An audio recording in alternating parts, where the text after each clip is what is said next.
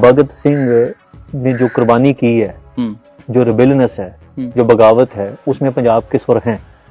वो पंजाब के सिखों को रिप्रेजेंट कर सकती है। प्रॉब्लम उसके आइडिया के साथ है।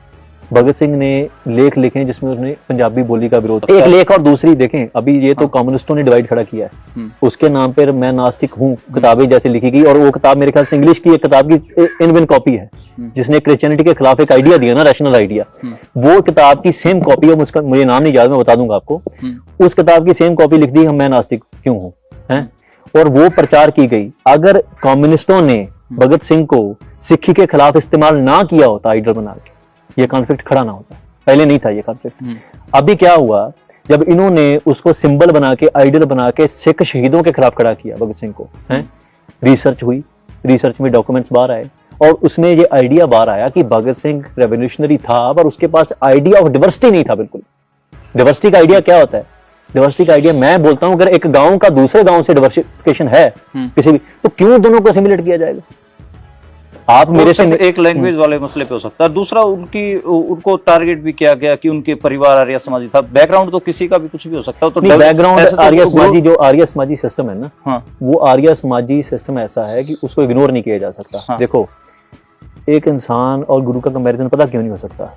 गुरु ज्ञान का मुताज नहीं है, गुरु अकाल पुरख का रूप मैं है। उनके परिवार के बारे में कह रहा था। परिवार हिंदू खत्री से थे, तो उनको हिंदू, अब सिक्खी को हिंदू कहने लग जाएं तो वो आइडिया ऑफ जो आइडिया है ना गुरुमुखी का विरोध करने का, वन नेशन की थ्योरी का, ये आइडिया आर्य समाजियों ने बहुत बड़े पद्धर पे यहाँ पे फैलाया। तो अब मैं कुछ काम करता हूँ, मेरी हिस्टोरिकल बैकग्राउंड चेक की जाएगी ना, कि इसको किसने इंस्पायर किया। अगर फर्ज करो मेरे परिवार में से कोई बंदा रिलीजियस निकले, तो वो आएगा लाजिम भी इससे इंस्पायर हुआ होगा। वही रिस्पेक्ट की उसने जो कुछ किया है, बट उसको हम अपना आइडियल नहीं बना सकते। ये हमारा राइट होना चाहिए ना, आप किसी को आइडियल बनाए या ना बनाए, इस पे खड़ा होना चाहिए मसला।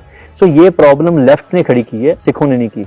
जरूरी नहीं जो हमारे आइडल्स हैं वो आपके भी आइडल हों, फर्क हो सकता है। फर्क इस बात का होना चाहिए कि भगत सिंह कोई सीक्रेट एंटिटी नहीं है, कोई ऐसी सीक्रेट एंटिटी नहीं है भी जिसको हम लोग क्वेश्चन नहीं कर सकते भी ये क्या किया। हाँ, एक लैंग्वेज की मर्यादा हमेशा कायम रखनी चाहिए। पर मेरा कंसर्न तब आता है कि जब भगत सिंह की वायलेंस जस्टिफाइड है और जो सिख मूवमेंट में वायलेंस हुई है वो जस्टिफाइड नहीं है। ये दोगलापन है ना, इस पे बात आगे खड़ी हो जाती है कि भगत सिंह सैंडर्स को मारे, वो ठीक है, वो रेवोल्यूशन है। सिख किसी पापी को मारे जिसने बहुत लोगों को कत्लेआम किया है, तो सिख इबल हो गया, अतवादी हो गया।